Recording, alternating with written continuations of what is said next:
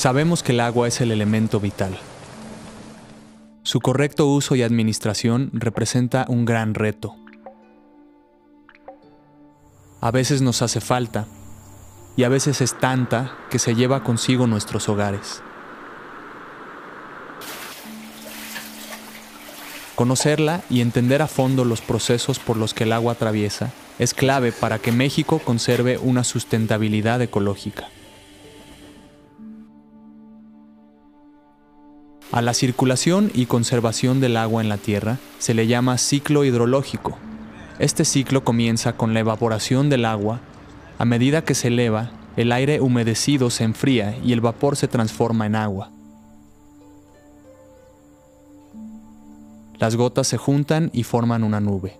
Luego, caen por su propio peso en lluvia, nieve o granizo. Una parte del agua que llega a la superficie terrestre es aprovechada por los seres vivos. Otra escurre por el terreno hasta llegar a un río, lago u océano. Las cuencas hidrológicas son una especie de recipiente gigante creado por la inclinación de su superficie que recolecta de forma natural el agua de las lluvias, desembocando toda el agua recolectada en un lago o en un río que posteriormente desemboca en el mar.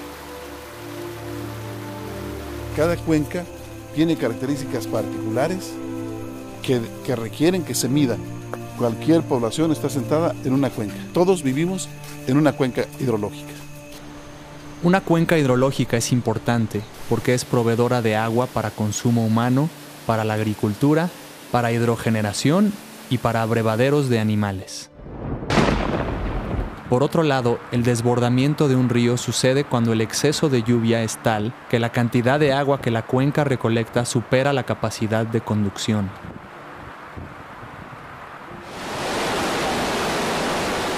El 5 de octubre del 2005, una tormenta tropical que se convirtió en el huracán Stan llegó a Tapachula, provocando el desbordamiento de sus ríos, arrasando consigo 2.500 viviendas. El desbordamiento provocó la destrucción de más de 20 puentes de acceso a la ciudad, la cual quedó únicamente accesible por aire.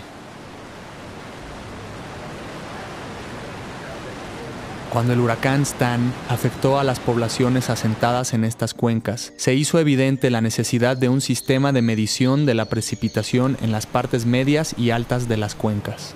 En este contexto, la Comisión Nacional del Agua, en convenio con la Universidad Autónoma Chapingo y a través del Instituto de Ingeniería Agrícola y Uso Integral del Agua, conjuntaron esfuerzos y recursos para llevar a cabo el proyecto denominado Monitoreo de Procesos Hidrológicos Erosivos en las cuencas de los ríos La Sierra, Pichucalco, Platanar y Teapa, cuencas localizadas entre los estados de Tabasco y Chiapas.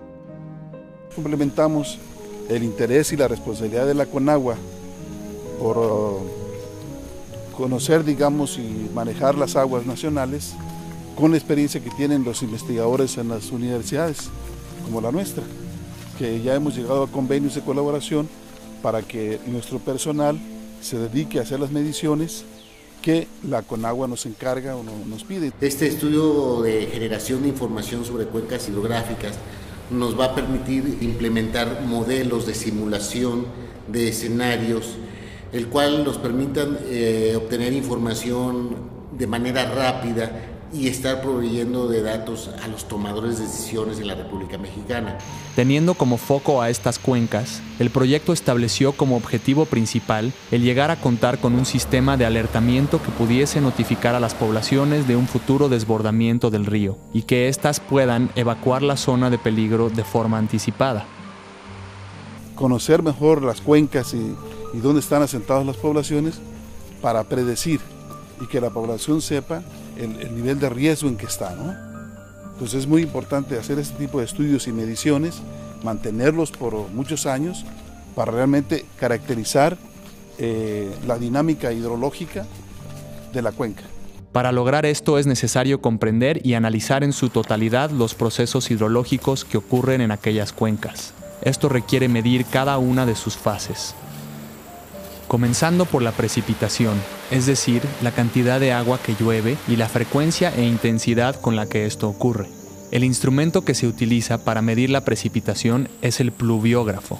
El pluviógrafo registra en un gráfico la cantidad de agua caída en un periodo de tiempo determinado, lo cual permite establecer la distribución e intensidad de las lluvias, ya que permite conocer la hora de comienzo y finalización de las precipitaciones, así como su intensidad, la cual se mide en milímetros por hora. El proyecto colocó 12 pluviógrafos en la costa de Chiapas. En base a los resultados obtenidos con este monitoreo, la Conagua decidió instalar este año 11 nuevos sitios en las cuencas del río La Sierra, Pichucalco, Teapa y Platanar, distribuidos en área y en diversas elevaciones. El pluviógrafo consta de un reloj registrador y un rollo de papel especial graduado con respecto al pluviógrafo. Al iniciar la lluvia entra por acá, como podemos observar, y va entrando a este depósito que se llama tanque de descarga. Okay. Al momento que empieza a entrar lluvia aquí al tanque de descarga, la plumilla empieza a moverse, a ascender. Si podemos observar, aquí empezó a llover, lleva 1 milímetro acá, 2, 3, 4 milímetros, y de ahí descendió otro milímetro, 5, 6 y 0.1, así que es 6.1 milímetros, y lo que se acumule en el trayecto de la tarde. Esta medición de pluviógrafo genera unas gráficas llamadas pluviogramas y se requiere procesar la información. Entonces necesitamos recurrir al cómputo para procesar la información que sacan los diversos aparatos. Entonces hay programas de cómputo específicos para interpretar y decir a detalle cuánto, cómo y cómo se distribuyó en el tiempo la lluvia. La siguiente medición a realizar es la capacidad de infiltración, que representa la cantidad de agua que la tierra puede absorber al llover. Para hacer esto se utiliza un permeámetro. Este aparato nos ayuda a medir la cantidad de fluidos que atraviesan una superficie. Cuando la lluvia cae en la cuenca, el primer proceso del ciclo hidrológico que ocurre es que parte de la lluvia es interceptada por la vegetación en la cuenca, por lo que en aquellas cuencas en las cuales hay una importante vegetación forestal, la lluvia interceptada puede ser hasta del 20%. Después de este proceso hidrológico de la intercepción vegetal, el siguiente proceso hidrológico importante que ocurre es la infiltración. Si la intensidad de la lluvia es mayor a la velocidad de infiltración, o cuando el suelo ya está saturado, entonces ocurre lo que llamamos escurrimiento superficial, que se refiere al agua que no se infiltró o que el suelo no absorbió, y ésta se desliza por la superficie directamente hacia el río de la cuenca. Eventualmente, el agua infiltrada recargará los mantos acuíferos, los cuales pueden ser una fuente de abastecimiento de agua potable para las poblaciones y abastecimiento para la propia agricultura de riego en época de estiaje. A esto hay que agregar las características de cada parte del terreno de la cuenca, el tipo de suelo, la cubierta vegetal, la pendiente del terreno y el grado de humedad en el suelo. Este escurrimiento se mide a través de un limnígrafo, un aparato inscriptor provisto de un mecanismo de relojería y de dispositivos que permiten registrar las alturas de agua de forma continua. Tenemos el limnígrafo, que es el que está midiendo ya el paso de ese flujo sobre un área específica o un arroyo, ¿sí?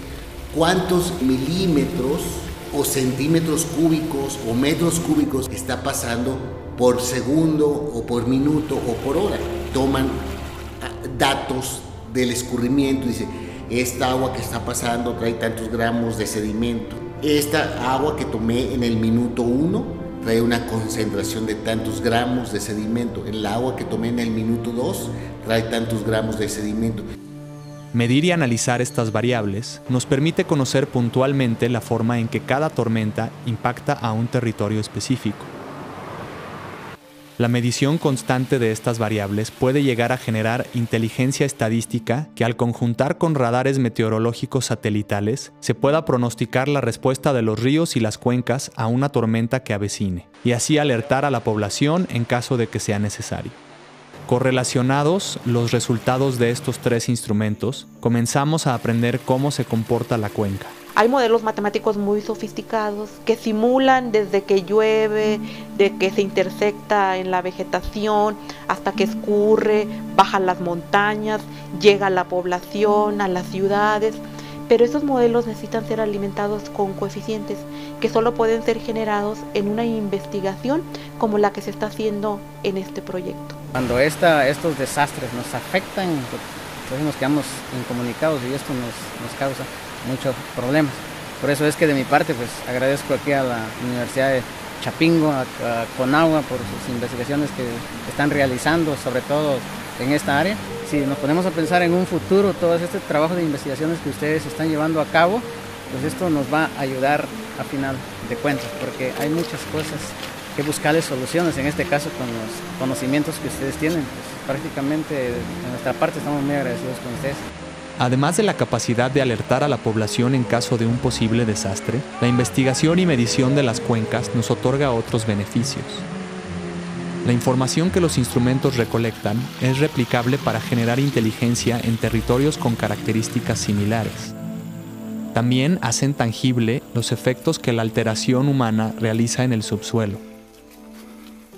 Por ejemplo, la tala de selvas y bosques modifica la forma en que la cuenca recolecta el agua y puede aumentar los indicios de inundaciones. El proyecto ha alcanzado la capacidad de no solo conocer el comportamiento de las cuencas, sino que también aconseja a los propietarios de las tierras diferentes opciones para un uso sustentable de sus tierras. Digamos que para cada cubierta vegetal, la respuesta del suelo cambia. La respuesta de una selva que no ha sido alterada es una, porque ahí tenemos raíces profundas, superficiales, hay hojarasca, hay cubierta vegetal que interceptan la lluvia y entonces esta baja con menos impacto, con menos energía sobre el suelo y lo erosiona menos, por ejemplo. Pero si cortamos o talamos esa vegetación natural, original, y ponemos, por ejemplo, pastizales, pues ya la cubierta vegetal cambió y entonces el impacto de la lluvia y la respuesta de esa superficie cambió. Entonces, si nosotros cambiamos el uso del suelo, cambiamos la respuesta hidrológica a la precipitación. Pero a los propietarios tenemos que darles alternativas. O sea, no puedes tú llegar a un predio y decir, oye, pues ahora el uso del suelo va a ser este, porque tiene un dueño. Entonces, tenemos que encontrar maneras de cómo, de manera, digamos, consensuada, darle el mejor uso al suelo desde varios puntos de vista. En conjunto, la medición e investigación lleva consigo una visión que impulsa a México a avanzar científicamente hacia un desarrollo líder y sustentable de sus recursos naturales. Ya hemos podido integrar una base de datos que creo que es única a nivel regional de América Latina o para muchas zonas tropicales. Yo creo que en muy pocos lugares del mundo se cuenta con una información tan amplia como aquí en México. Y yo creo que también es muy importante en toda la cuestión del cambio climático al mediano y largo plazo. Eso nos va a permitir de evaluar esos efectos, posibles efectos en el trópico húmedo y subhúmedo aquí en México.